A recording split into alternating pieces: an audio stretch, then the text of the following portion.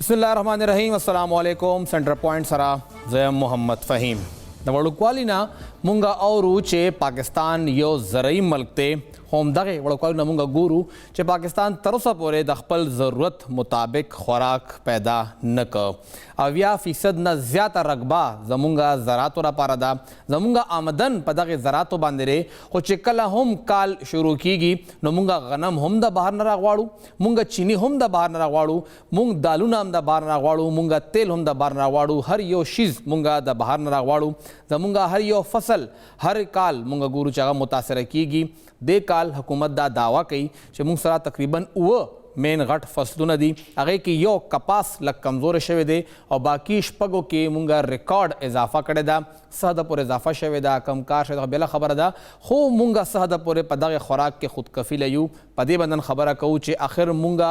ولې تر اوسه پورې دغه خیبر پختونخوا کې دغه پورا پاکستان کې خوراک چې کم ضرورت دی هغه پورا نه که موږ د صوبو خبره کوو نو خیبر پختونخوا هر کال پنجاب ته ګوري او پنجاب دا خبره کوي چې به خپل ضرورت ته ګورم، هغې نه پس به تاسو ته غنم در کوم یا به اوړه در کوم او دغه پابندي ولګي او بیا خلک د اوړو دپاره د چینو دپاره او بیا دغه غوړو دپاره خلک په لینونو کې ولاړي. تیل هم نه پوره کوو، غوړیم نه پوره کوو، چینیم نه پوره کوو، آخر دا زرعي ملک څنګه دی.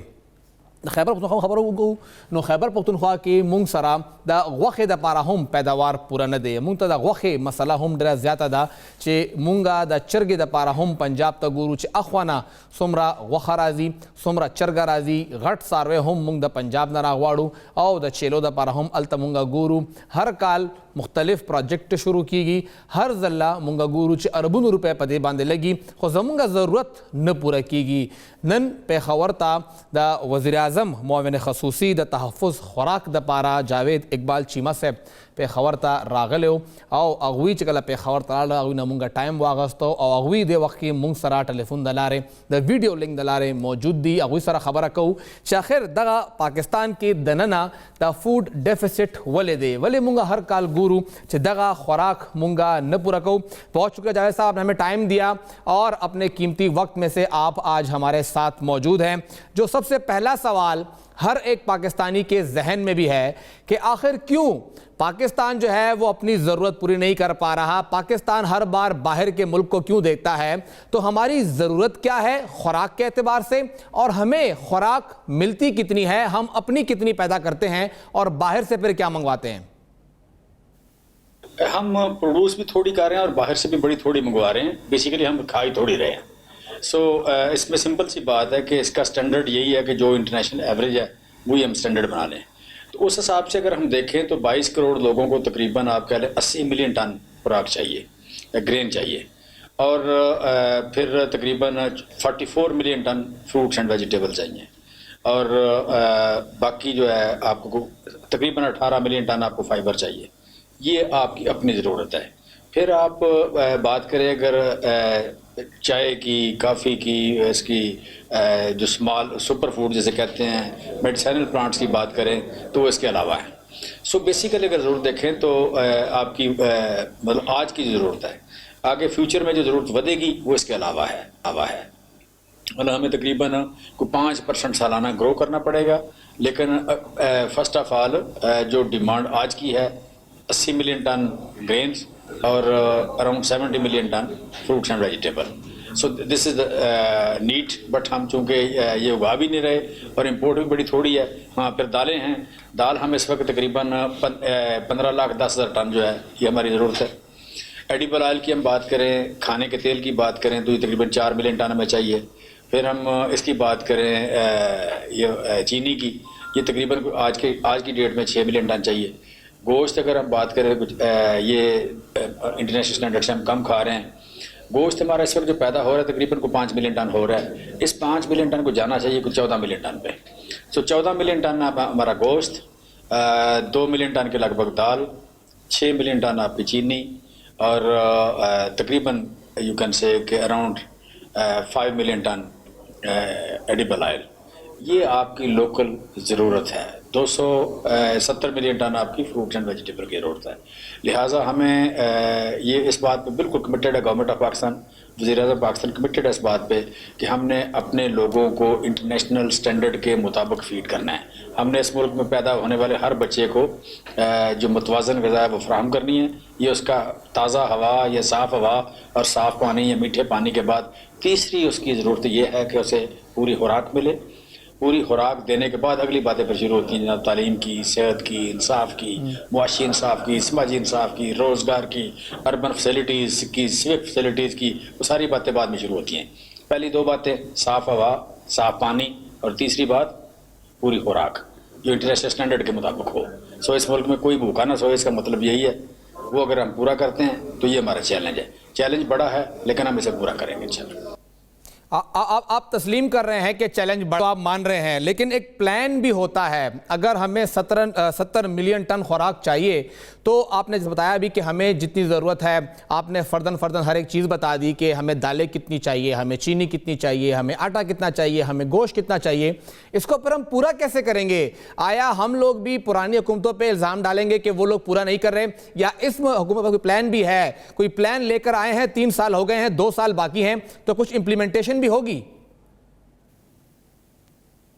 بیسک جو ہے کہ اس ملک کی 22 کروڑ ایکڑ کی جیوگرافی ہے. 5.5 کروڑ ایکڑ اس وقت آباد ہے.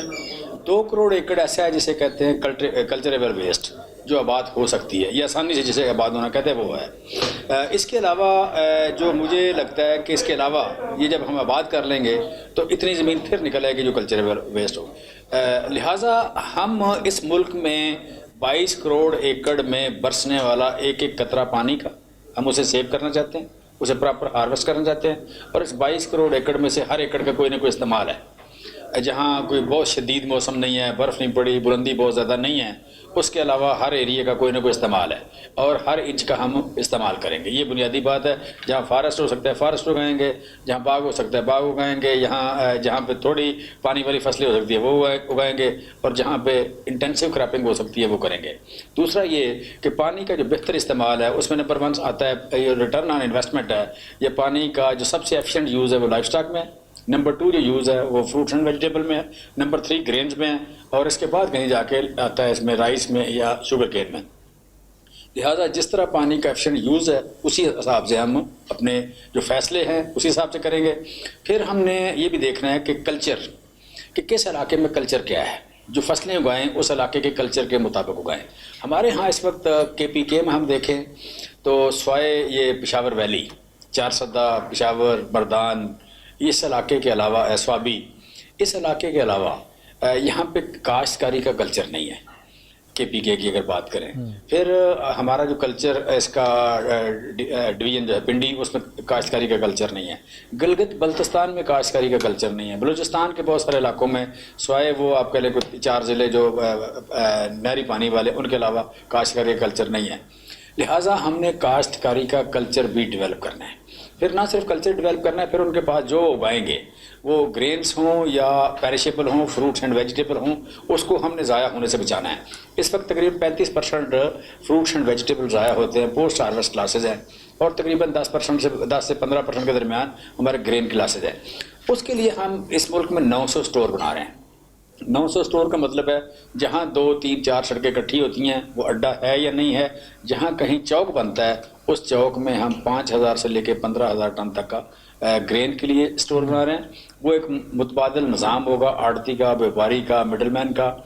کہ وہ سٹور جو ہے وہ فارمر کے لیے ہوگا. اس میں سٹور بنانے والا جو پرائیویٹ سیکٹر میں بنیں گے, سٹور بنانے والا 30% لائے گا پیسے, 70% ہم اس کو پیسے دیں گے. اسٹیٹ بینک آف پاکستان انٹرسٹ فری لون دے گا. اور اس پہ پابندی یہ ہوگی کہ جب تک اس کو مال فارمر کا مال آتا ہے, فارمر کے مال کو وہ اپنے ہاں سٹور کرے گا. ملکیت اسی کی رہے گا, سٹور یہ کرے گا, اس کو کرائے پہ جگہ فراہم کرے گا. دوسرا اس کے پاس گریڈنگ ہوگی کہ وہ اس کا مائسچر یا آپ کہہ لیں کہ اس کا وہ ڈرائی کر کے پھر سٹور کرے. پھر وہاں پہ سٹور کا مالک جو ہے وہ ایک رسید ایشو کرے گا. وہ رسید جو ہے نیگوشیبل واؤچر ہوگا, نیگوشیبل آپ کا انسٹرومنٹ ہوگا. اس کی بنیاد پہ اسے بینک سے قرضہ مل جائے گا. وہ قرضہ جو ہے اس قرضے کو کے لے کے اپنا کام کر لے گا. جب بھی اس کی بعد میں قیمت بڑھتی ہے, جب وہ سمجھتا ہے کہ مناسب ٹائم ہے بیچنے کا, اپنی چیز بیچے گا اور پہلے اس کا قرضہ ایڈجسٹ ہو جائے گا, ایڈیشنل پیسے اس کو مل جائیں گے. لہٰذا آپ کہہ لیں کہ ہم پھر اس کے پاس ہمارا اس میں اسپیسیفکیشن یہ ہے کہ جو بندہ اسٹور بنائے, جس کو گورنمنٹ قرضہ دے, اسٹیٹ بینک قرضہ دے, اس کے پاس 5 ایکڑ زمین ہو. 5 ایکڑ کی جگہ میں باقی جگہ پہ ہم ایگریکلچر انپٹس اور دوسرا فوڈ پروسیسنگ, اس علاقے کے کلسٹر کے مطابق فروٹس اینڈ ویجیٹیبل کی پروسیسنگ کے لیے ہم قرضے دیں گے کہ وہ بیسک مشینری پڑی ہو, وہاں پہ بنیادی لیول کی جو فوڈ پروسیسنگ ہے وہ وہاں پہ ہو جائے. لہٰذا ہم نے آپ کہہ لیں کہ 1-1 انچ کو استعمال کرنا ہے, 1-1 انچ میں اگانا ہے, 1-1 قطرے کو استعمال کرنا ہے پانی کے کو, اور پھر جو اگتا ہے, جو پیدا ہوتا ہے, وہ ویسٹ نہ ہو, وہ کہیں ضائع نہ ہو, ڈرائی نہ ہو, اور اس سے کوئی سستا نہ لے لے, اس سے کوئی اس کا استحصال نہ کر لے. یہ ہم نے اس کو مینج کرنا ہے. نا چیمہ صاحب نے جو آپ نے کہا کہ ہم لوگ کس طرح سے وہاں پر آسان قرضے بھی دیں گے, آپ وہاں پر جو 35% فوڈ آپ نے خود بتایا کہ وہ ضائع ہو جاتا ہے, اس کا نقصان ہوتا ہے ہمیں, آپ وہ بچانے کی کوشش کر رہے ہیں. لیکن خیبر پختونخوا بھی اسی ملک کا حصہ ہے, اور ہم لوگ گزشتہ تقریباً 17 سال سے ایک لفظ سنتے آ رہے ہیں جس کو چشمہ بینک کینال کہا جا رہا ہے. بتایا جاتا ہے کہ یہ سبز انقلاب لے کر آئے گا, لیکن 17 سالوں سے وہ انقلاب اب تک نہیں آیا. آپ نے کاشتکاری کے کلچر کی بات کی کہ پشاور کے اندر یا پشاور ویلی کے اندر یہ کلچر موجود ہے, تو یہاں پر پانی بھی موجود ہے. اگر ہم جاتے ہیں اپنے جنوبی اضلاع تو یہ منصوبہ آج بھی وہاں کے لوگ منتظر ہیں صاف پینے کے پانی کے لیے. وہاں پہ انسان کو پینے کے لیے پانی نہیں ملتا, تو اراضی کے لیے پانی کہاں سے ملے گا؟ کیا چل رہا ہے؟ فیڈرل گورنمنٹ اس منصوبے کے اوپر کتنا سیریسلی جو ہے وہ اقدام اٹھا رہی ہے؟ دیکھیں, یہ اس علاقے کی جان ہے, اور نہ صرف اس علاقے کی بلکہ اوورآل فوڈ سیکورٹی میں بڑا یہ سنگ میل ثابت ہو گئی یہ منصوبہ. صرف اور صرف چشمہ رائٹ بینک کینال کی بات نہیں ہے, اوورآل واٹر ہارویسٹنگ کی بات ہے, اوورآل پانی کے استعمال کی بات ہے. جب بھی پانی مونسون میں 70% پانی مونسون کے دنوں میں آتا ہے اور اس وقت ایکسیس پانی ہوتا ہے, سمندر میں جا رہا ہوتا ہے, اس کے لیے یہ نہر بڑی ضروری ہے. لہٰذا ہم گوملزام ڈیم بنائیں, چھوٹے ڈیم بنائیں, چشمہ رائٹ کینال بنائیں, کچی کینال کو ایکسٹینڈ کریں, یہ سارے منصوبے جو ہیں یہ ان کارڈس ہیں. ہم رنگ بازی کرنے کے موڈ میں بالکل نہیں ہے, ہم دکھاوے کے منصوبے بنانے کو تیار نہیں ہیں. ہم لانگ ٹرم منصوبے, اگر 10 ہم نے ڈیم شروع کیے ہیں تو اس کا مطلب یہ ہے کہ ہماری حکومت کے بعد بننے ہیں وہ, بٹ ہم نے شروع کیے ہیں. پہاڑوں میں ہیں, جو جاتا ہے پہاڑوں میں اسے نظر آتے ہیں, باقی کسی کو نظر نہیں آتے. ہم نے ان کو لاہور میں ان کا ڈسپلے نہیں لگایا ہوا. اگر آپ جائیں آج شمالی علاقہ بجات میں, آپ کو جگہ جگہ سڑک خراب کہیں نہ کہیں رکتی نظر آئے گی. وہاں پوچھے کیا ہو رہا ہے, آپ کو ہائیڈل پاور پروجیکٹ نظر آئیں گے. 11,000 میگا واٹ کے ہائیڈل پاور پروجیکٹس آ رہے ہیں, وہاں پہ ڈیم بن رہے ہیں, اور وہ لاہور بیٹھے ہوئے بندے کو, کراچی بیٹھے ہوئے بندے کو نظر بھی نہیں آ رہے. سو ہم اس ملک میں عمران خان جو ہیں ٹرو اسٹیٹس مین ہیں, وہ اسٹیٹس مینس کے طور پر کام کر رہے ہیں. وہ کسی آپ کہہ لیں کہ پالیٹیشین کے طور پر یہاں بیہیو نہیں کر رہے, وہ اسٹیٹس مین کی طرح پرفارم کر رہے ہیں. پاپولر ڈیسیژن نہیں کر رہے, میرٹ پہ ڈیسیژن کر رہے ہیں. سو یہ جو نہر ہے یہ اٹس آن دا کارڈ, یہ بنے گی. جا کے اس کی لیٹسٹ اسٹیج جو ہے یا لیٹسٹ اسٹیٹس جو ہے جا کے پتہ کر کے ضرور آپ کو انفارم کروں گا کہ ہم نے اس کو مطلب اس کا جو ٹائم لائن ہے وہ کیا ہے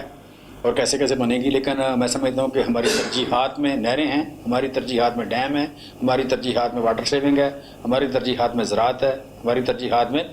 فوڈ پروسیسنگ ہے, ہماری ترجیحات میں امپورٹ نہ ہونا ہے, ہماری ترجیحات میں ایکسپورٹ کرنا ہے. ضرور اسلام آباد, اور ضرور بتائیے گا ہمیں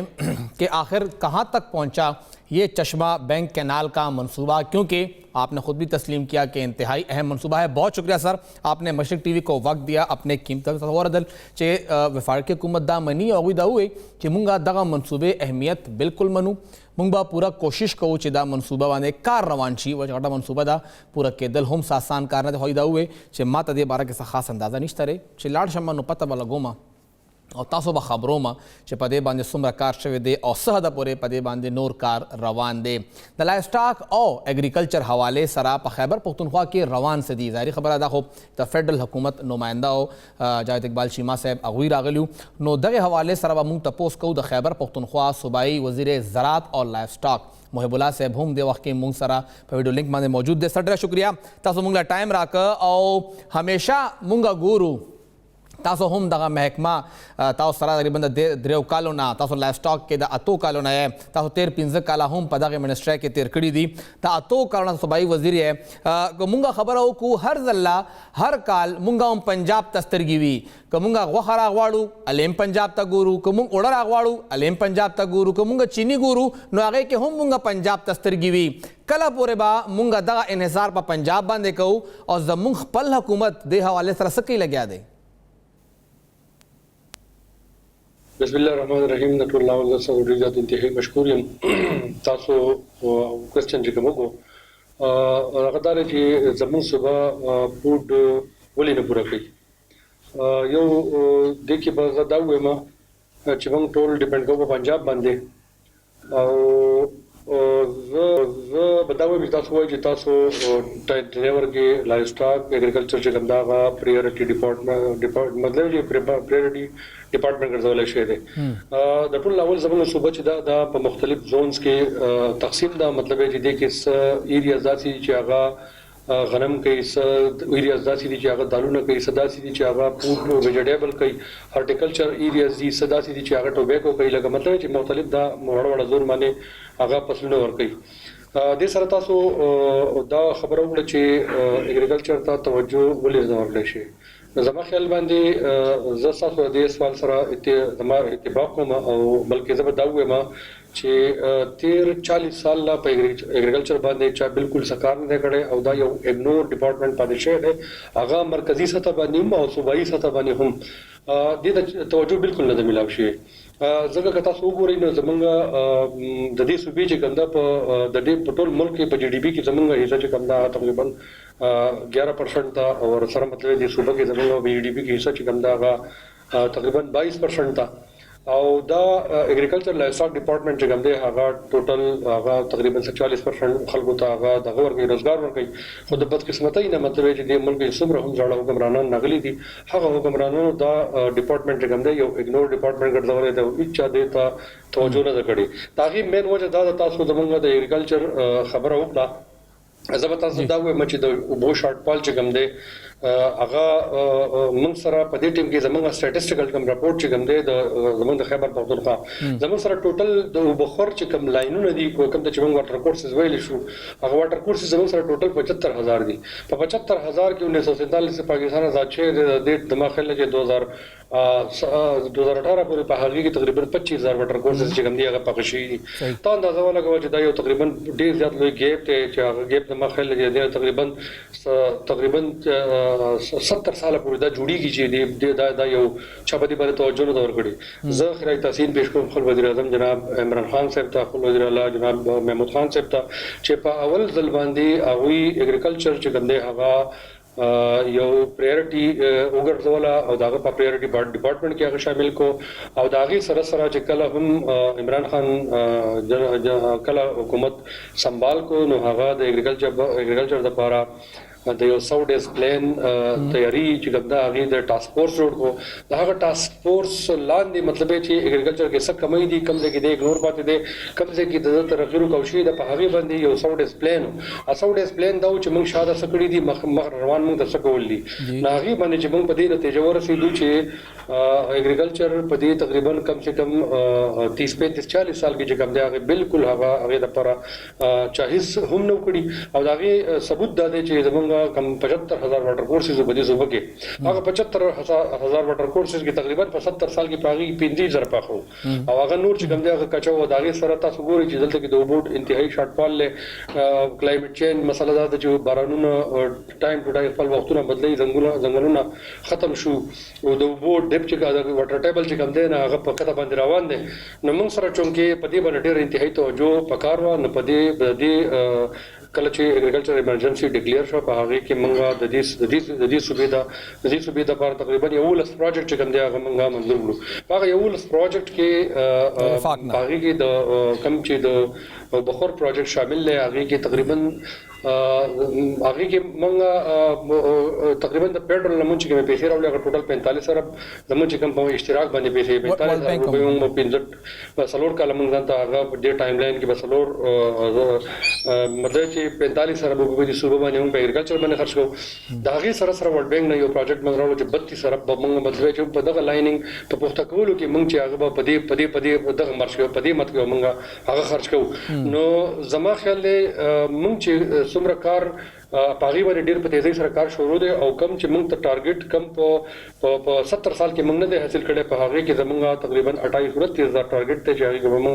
28-29,000 واټر کورسز چې کوم دی هغه ان شاء الله موږ پورته کوو او د اریګیشن مطلب د بخور نظام چې کوم دی هغه موږ د کسان لپاره خپل فارمر لپاره چې کوم دی هغه موږ یقیني کوو محب الله کوم خبره کوي لګي تاسو تقریبا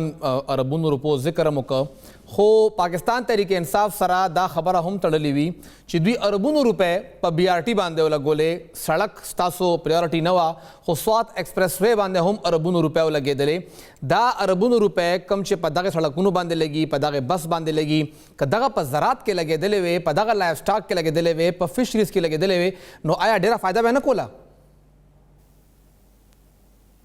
زما خیال دی ټیم کې په دې صوبه کې زکه تاسو وې ما چې کته د 2018 الیکشن ته مخکې لاړ شي نه په دې صوبې ټوټل حساب کتاب هغه سټیټسټک چې تر واغلي نو د دې صوبې په اګریکلچر باندې په ټوټل لایف کې د دې صوبې په لایف کې تقریبا 44 ارب روپے خرچې دي اوس دې سلور کال کې کم دمن چې پلان دی په دې سلور کال کې په دې په اګریکلچر په مت کې په دې صوبې باندې 95 ارب روپے خرچ کیږي زما خیال دا یو ډیر سو زموږ بي آر ټي باندې تقریبا 60 ارب خرچې دي او زموږ موټر باندې کوم 40 ارب خرچې دي اګریکلچر چې کوم دی هغه زموږ د دې ټیم زموږ پرایورټي دی ان شاء الله دې باندې 95 ارب روپے چې کوم دی هغه زموږ خرچ کیږي د سره سره چې کوم دی موږ فوډ سکیورټي پالیسی جوړ کړو د فوډ سکیورټي پالیسی ته چې کوم دی لانګ ټرم شارټ ټرم او میډ ټرم باندې موږ د 236 بلین مطلب چې دا غیر په پلان دی چې هغه باندې صوبه کې موږ په 10 ایئر کې مطلب هغه موږ باندې صوبه کې 10 ایئر کې هغه خرچ کوو دا زما خل دي غټي منسوبې نشي کېدی او د دې سره سره د وزیر اعظم پرایورټي چې کومه ده کوم چې زمونږ نن زمونږ کم چیف صاحب راغله ناغي کې اګریکلچر ټرانسفارمیشن دی اګریکلچر ټرانسفارمیشن پلان ته چې کوم دی هغه موږ مطلب دې صوبه کې په اربون روپو پروجیکټ کې هغه موږ لانچ کړی دي او په هغه به موږ په دې صوبه کې د اګریکلچر په مت کې خرج کوو د لایف سټاک او د اګریکلچر او فشریز ډپارټمنټ باندې ان شاء الله دا موږ خرج کوو هغه سره به یو مکمل انقلاب زما خیال برپا شي او تاسو د دې کوېسچن جواب دا چې لکه په بي آر ټي یا په سس زما خیال چې دې ټیم کې کم پیسہ اګریکلچر سایډ ته د زموږ د وزیر اعظم صاحب کم خیال له یا پرایورټي دا یا زموږ د وزیر اعلی صاحب کم خیال له پرایورټي دا نو زما خیال چې هیڅ یو میگا پروجیکټ زموږ سره مطلب چې په دې حساب باندې نشي برابر کېږي بل تاسو دې یو میگا پروجیکټ تاسو خبرو وکړه دې ټیم کې ګوملزام زموږ یو میگا پروجیکټ د چې په هغه باندې کار روان دی هغه ګوملزام کوم پروجیکټ چې کوم دی هغه تیار شوی دی هغه باندې واډا تیار کړو دا غي نورسته مطلب چې کینال سیستم چې کوم دی هغه اریګیشن تیار کړو دا غي نه لاندې ډیولپ د کمانډ ایریا ډیولپمنٹ چې دی هغه زموږ د اګریکلچر په پارت باندې هغه باندې موږ ډیر په تیزی سره کار شروع دی چې زموږ دې زما خل د وکاله کې په هغه کې 397 واټر کورسز هغه واټر کورسز چې کوم د یو واټر کورس د کینال برابر دی کوم چې مطلب د اریګیشن کینالي نو په هغه کې موږ 125 چې کوم دی هغه په دوه کال کې جوړل تقریبا 81 واټر کورسز چې کوم دی هغه د کینال د لیول هغه مطلب چې هغه کمپلیشن درته بالکل هغه کمپلیټ کېدو ولې دي او بقایا چې کوم دی هغه واټشي دي نو هغه هم زما خیال چې د ګوملزام ډیم لاندې چې کوم کمانډ ایریا دا هغه ان شاء الله 2 لاکھ ایکړ دا هغه تقریبا هغه په دې کال نیم کې چې کوم دا هغه کې سمونګه شامل کړی دا په سیستم کې او ان شاء الله یو نیم کال کې به ان شاء الله ټوټلی 2 لاکھ ایکړ چې کوم دا هغه په سیستم کې شامل شي تاسو خبر وکړه قبایلی سیمه مونږ سره اول نه وا خو دې ځل لږ مختلف ځکه هم دا چې قبایلی سیمه مونږ سره یو ځای شوې ده او دینه اول تاسو کوم حکومت هغه صرف په خیبر پختونخوا بندوبستي اضلاع خو قبایلی سیمه هم مونږ سره ده ګوملزام خبره او شو وانا حواله سره کې چلته کم سیب پروډوس کیږي چې کوم دا سیو ده هغه د پورا پاکستان تقریبا 19.3% صرف په یو ځای کې یو تحصیل کې پروډوس کیږي قبایلی سیمه کې با دغه اګریکلچر یا لایف سټاک مونږ به څنګه محفوظ کوو او دا غوي د پاره صوبایي حکومت سکی لګیا ده زم اضلاع بارک به زده ویم چې زم اضلاع چې زمونږ کم دي هغه د وزیر اعظم جناب عمران خان صاحب پرایورټي ده بلکې هغه چې د صوبې ته راځي هغه زمونږ د کابینټ سره کېني او وزیر اعلی سره کېني هغه گورنر سره کېني مطلب چې هغه فرست کوېسچن چې کوم دي هغه په وزیر اعلی باندې په گورنر باندې او په کابینټ باندې هغه په ټول یوازې اګریکلچر نو ټول ډپارټمنټ باندې هغه کوېسچن چې مطلب تاسو څومره هغه کار وکړو هغه ریویو کوي صرف او صرف مطلب چې مرجی باندې مطلب چې هغه سپیشلی هغه باندې په خپل چې کوم دی هغه ریویو کوي پروګرامونه ګوري هغه باندې مخه ته کار کوي اګریکلچر زبتا تاسو دا وایم چې زمون کمپلین مطابق د وزیر اعظم چې کوم مرج ایریا د لپاره کمپلین دی پلان دی هغه 1000 ارب روپۍ مطلب په 10 سال کې لګول دي 1000 ارب روپۍ ان شاء الله هغه پلان روان دی په هغه کې 40 ارب روپۍ چې ګنده تیر ټایم کې موږ لګولې دي زمونږ اوس روان ټایم کې چې کوم دی هغه زمونږ تقریبا 100 ارب روپۍ زمونږ پلان دی هغه موږ لګو دا هغه کې د اګریکلچر مت کې چې کوم زمونږ کم شیر دی هغه په هر ډپارټمنټ کې روان دي هغه کوم او بلکې دا ما چې کوم تاسو کوم 11 پروجیکټ وي د ټرانسفورمیشن لاندې یا مطلب د نېشنل اګریکلچر ایمرجنسي لاندې دا هم مرجیریه ته ایکسټند دي په دې کې موږ الټیم کارونه کولای شو لګیو زموږ ډپارټمنټ لګیا دي الټه به کار کوي او سره چې کوم دی په ای آی پی چې کوم ایکسلریټډ پروجیکټ دي په هغه کې موږ الټه په انټیګریټډ لایف سټاک انټیګریټډ اګریکلچر او په هغه کې مطلب چې موږ اګریکلچر ریسرچ باندې او هغه کې موږ ډېر زبردست کار روان دي 3 ارب روپو تقریبا منصوبې چې کوم دی هغه کې موږ مکمل کړی دي روان پلان چې کوم دی زموږ د مرجیریه لپاره تقریبا 2 ارب چې کوم دی آلیو پلانټیشن لپاره دي تقریبا 1 ارب روپۍ چې کوم دي هغه زموږ د میټ اینڈ ډیری ډیولپمنٹ لپاره دي په هغه کې تقریبا داسې زموږ مطلب چې د پولټری کنټرول شیډ لپاره دي په هغه کې د انټیګریټډ اګریکلچر لپاره دي او په هغه کې 2 ارب مطلب چې نور هم زموږ سره بلاک لوکیشن دی چې مطلب چې کم هم اګریکلچر مت کې الته کې ضروري کول سيزونه راځي نه هغه موږ کوم نو زما خیال چې د ټیم کې زموږ پرایورټي د صوبایي چې کوم زموږ ځاړه پروجیکټونه هغه کې مو پرایورټي ده او مطلب چې ای پی ته چې مطلب چې ایکسلریټډ کوم پروجیکټ دي هغه کې مو پرایورټي ده هغه کې په تیزی سره کارونه روان دي مولا صاحب یا تاسو موږ له ټایم راک او ډېر تفصیل سره تاسو موږ خبر کړو چې اخر لایف سټاک څه کوي لګیا دي چې کوم مسلې هم وي لګي سخت کوېسچن هم به بهرحال بی آر ټي حواله سره هم تاسو صفا جواب راکړه چې بی آر ټي به هم پیسې لګي او بیا به په لایف سټاک باندې هم پیسې لګي په اګریکلچر به هم پیسې لګي اورال تاسو مخې ته موږ دواړه وزیران کې خودل دواړه مشرانو مخې ته راغلل هغوی خبره وکړه د جاوید اقبال چیما صاحب خبره هم مخې ته راغله چې فیډرل ګورنمنټ څه کوي لګیا دی او چې کوم مین زموږ پروجیکټ د خیبر پښتونخوا چشمه بینک کینال ای په د هغې معلومات موږ سره ضرور شریک کوي معلومات به اخلي موږ ته به وایي تاسو موږ وایو چې هغوی اخر څه کوي لګیا دي کله به دا منصوبه شروع کېږي او ورسره موږ وکتل چې محب الله صاحب هم وویل چې زم اضلاع لپاره ای آی پي لپاره موږ اربونو روپۍ ایښي دي او موږ نه تپوس کېږي خو تمه لرو چې دا چې کوم 100 ارب روپۍ دي د کال دا به هم میلاو شي او بیا به هغه پیسې لګي هم صرف مختص کول نه دي پیسې لګول هم دي یو وړه شان دمه اخلو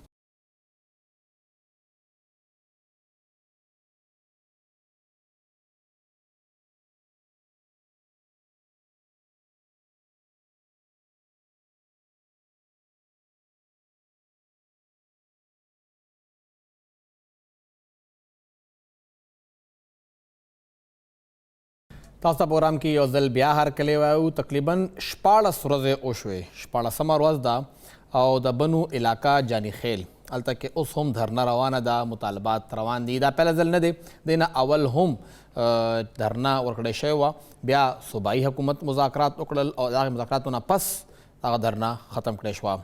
ولې دوباره دھرنا راله دوباره خبره دھرنې ته ولې لاړه او دغه دھرنا به آخر کله پورې ځي مطالبات څه دي دا موږ تپوس کوو دې وخت کې موږ سره د مشرق ټي وي نماینده محمد وسیم ټلیفون د لارې موجود دی او هغه دې وخت کې هم په دغه دھرنا کې ناست دی وسیم صاحب ډېره شکریه دا راته ووایه چې یو خو دا دھرنا شروع ولې شوه او بیا که دھرنا شروع هم شوه 14مې ورځ ته ولې لاړه بالکل دا 30 مای باندې چې کله ملک نصیب چې کوم د جنخیل د سلوشتي رکن یعنی د عمل کمیټې رکن وو هغه نامعلومه وسله په بس باندې وښتو نو هغه ورځ باندې چې کوم د دغه درنا کې نوول دا په نن پورې کې نوول دا 16 ورځې شوې څنګه چې تاسو چې دغه درنا اول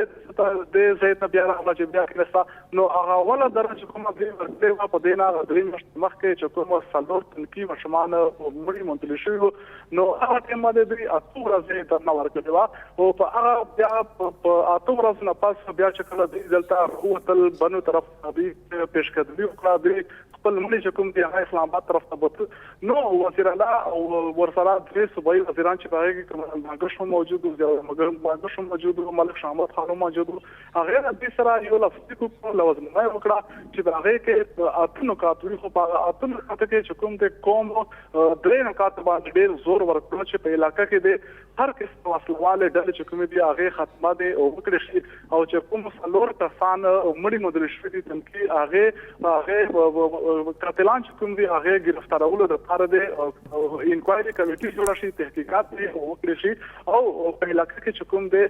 امن دي بحال کړي شي او بل دا په متابعه هم زور ورکړو چې کوم په علاقې کې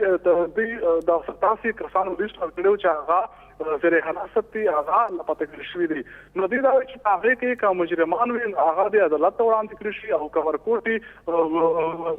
غیر معمولی جرائم کې کړی یا به وسیم صاحب کوم وایي چې مطالبه دغه دا چې تحقیقات وکړي شي او امن دې بحال کړي شي دا تحقیقات دا مطالبه مخکې هم وا چې کوم دنه مخکې ځوانان لکان وجل شي وي دا غوي لاشونه ملو شو هغه وخت هم دغه مطالبه وا آیا هغه وخت هغه مطالبه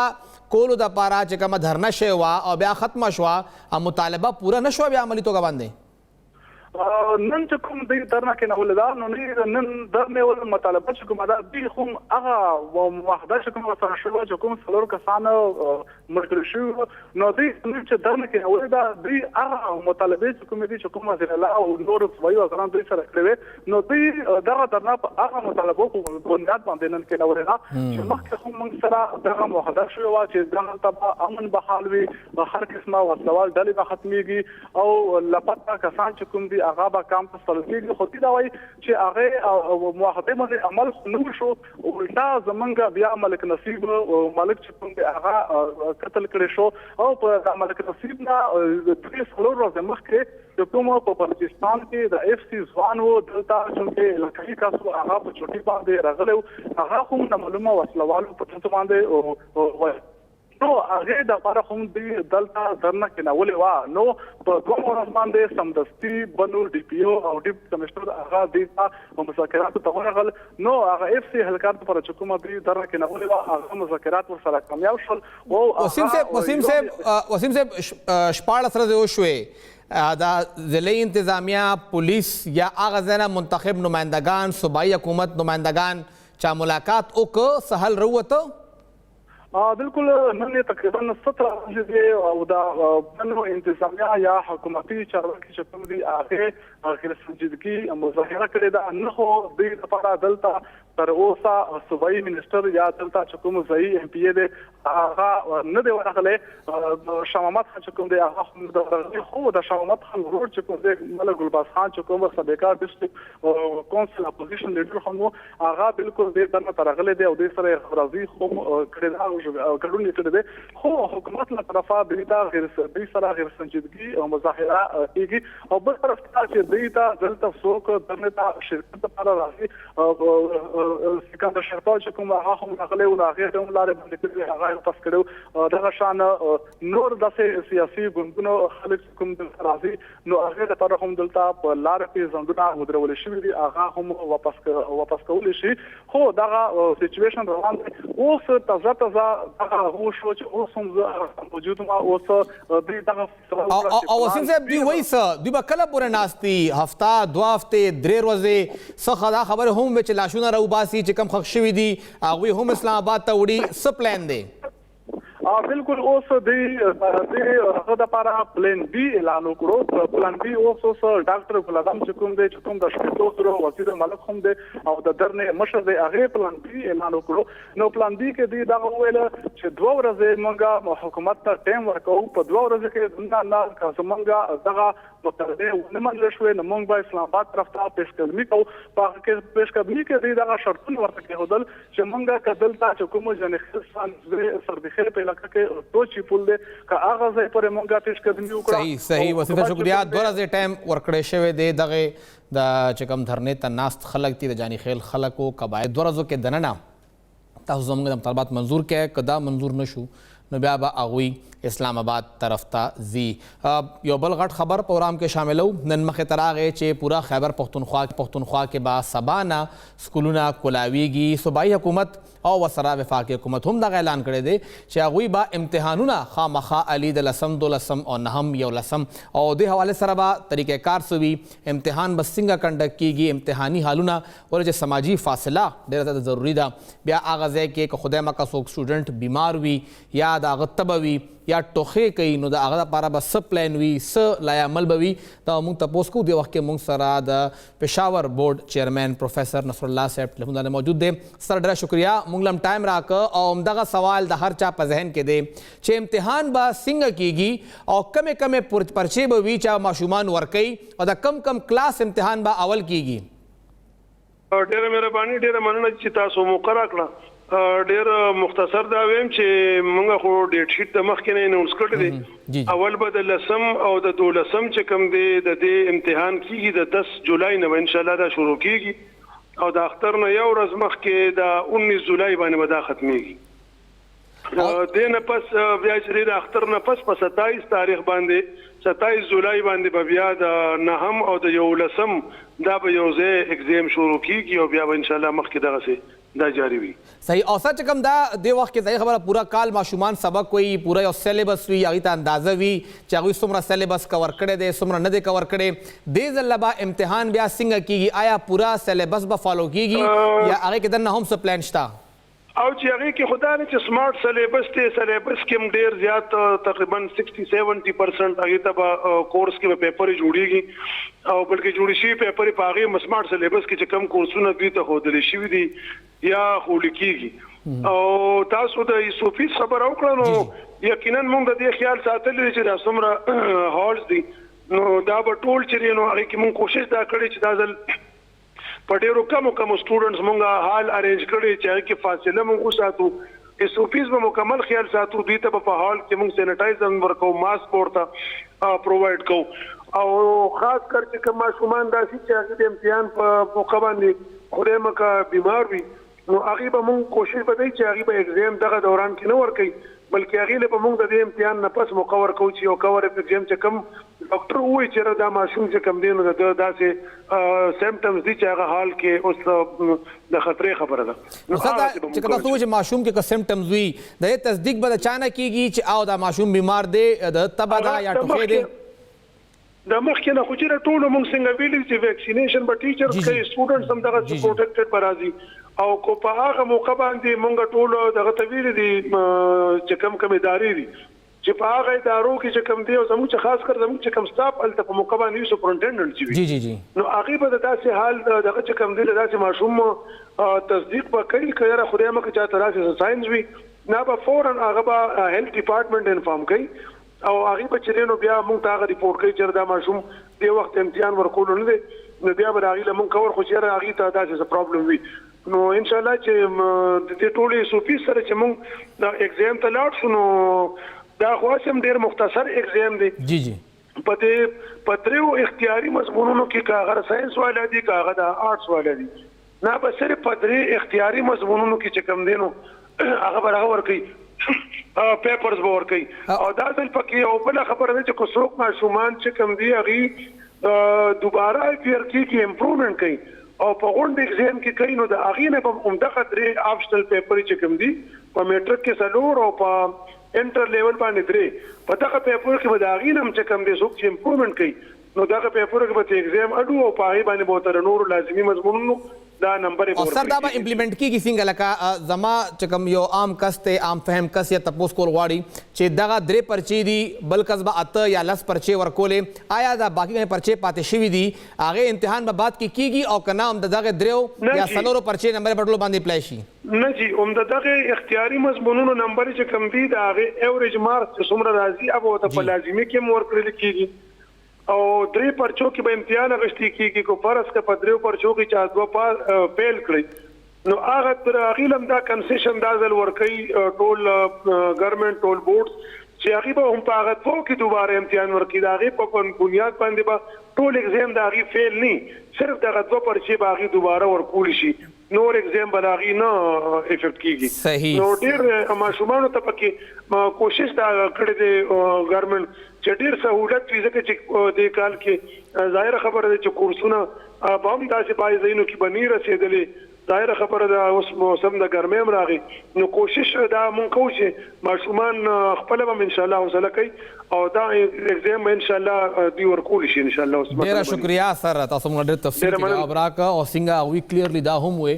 چې کلو پرچو کې یا سلورو پرچو کې یو ماشوم بیماری کې هم بیا هم دغه امتحان ایساریږي اب امتحان نه ورکوي ولې چې دغه یو ماشوم نه نور ماشومان هم افیکټ کیدی شي هلته چې کوم عمله ده امتحاني عمله ده اب رپورټ کوي هیلث ډپارټمنټ ته هغه بیا وینا کوي چې دا ماشوم بیمار دی دنه امتحان ماخلی در لپاره به بعد کې دوباره بیا امتحان اغستی کیږي تمه لرو چې ډېر زیات پرامن طریقې سره او ډېر خیر خیریت سره دغه امتحان وشي ولې چې ډېر ضروري دی بغیر د امتحانه پاس کېدل سره کم ماشومان به روزي مونږ ته پته را چې د هغوی بیا کلیبر څومره وي او کار څنګه کوي ورکوټ امتحان دی خو امتحان لازمی دی یو وړه شنده ماخلو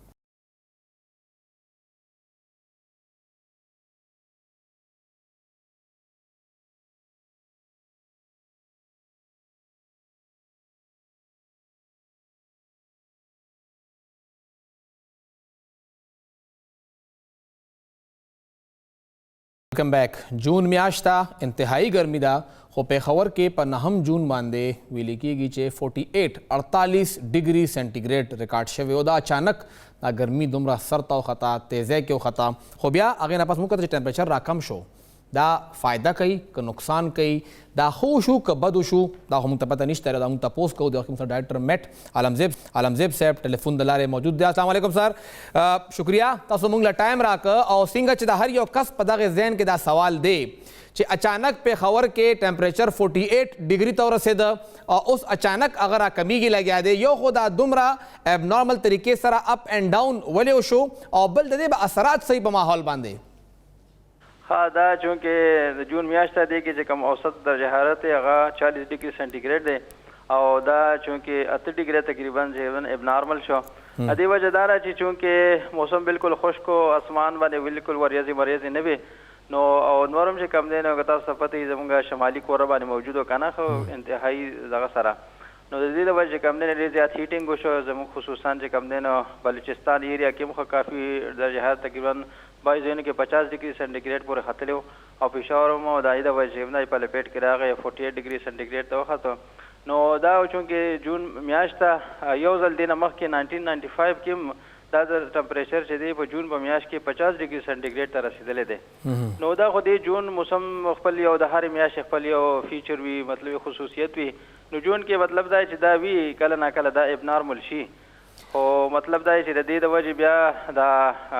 هوا دباو پاکستان علاقه باندې کم شو او چونکې سمندر باندې د هوا دباو ډېر زیات و نو دلته نه دا مونسون هواګانې شروع شوې او هغه بیا چې کوم دی نو دې خوا رالې خشکۍ ته رالې پاکستان کې داخلې شوې د شمال چې کوم زموږ شمالي او شمال مشرقي علاقې دی په طرف باندې رالې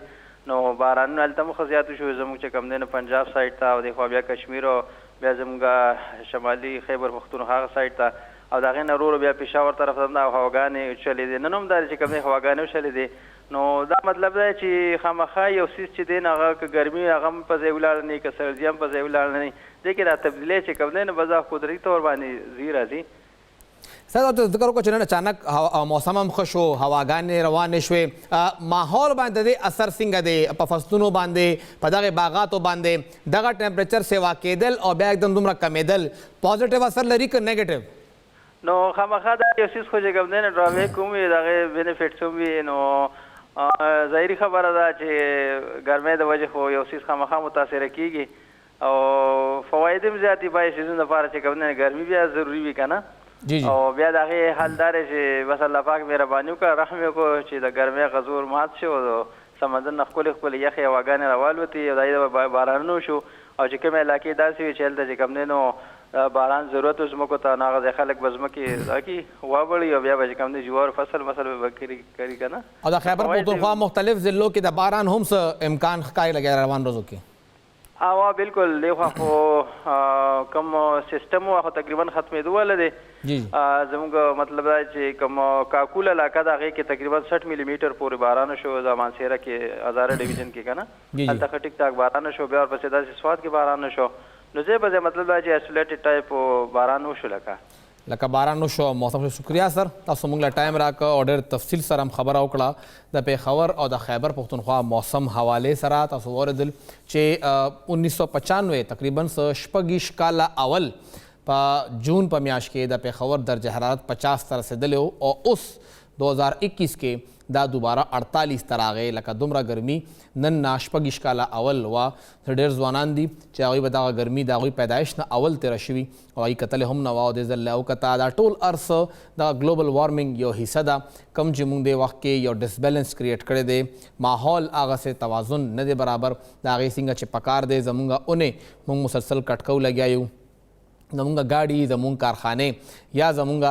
اے سی چې کوم لګولي دي مونږ هغه مسلسل هیټ پروډیوس کوي لګیا دي او هغې هیټ د وجه نه هغې ګرمۍ د وجه نه هغې تجا د وجه نه دغه پوره ماحول ګرمیږي او بیا هغې نه پس همدغه هر څه مخې ته راځي چې اچانک موسم یخم شي اچانک موسم ګرم هم شي. را روان ورځو کې همدغه میټ ډپارټمنټ د بارانونو پیشنګویي هم کړې ده په پېښور کې هم کړې ده مردان کې خو باران هم شو او ذکر وکړه د کاکول حوالې سره هزاره ډویژن کې هم بارانونه شوي دي. تمه لرو دعا لرو چې دغه بارانونه به انتهایی محفوظ وي زیات نقصان به نه کوي. ول چې پی ډي ایم ای هم د هغې الرټ جاري کړی دی او چې په کم ځای کې هغوی الرټ جاري کړی دی هغه ځای کې ضلعي انتظامیه ته هم وینا کړې ده چې هغوی د خپل ټول چې کوم پریمټیو میجرز دي هغوی د هغه واخلي او چې کوم ځای کې هم دغه واقعه مخې ته راځي بارانونه دي کچه کورونه دي هغه راغورځېږي لینډ سلایډنګ کېږي ګلیات کې هم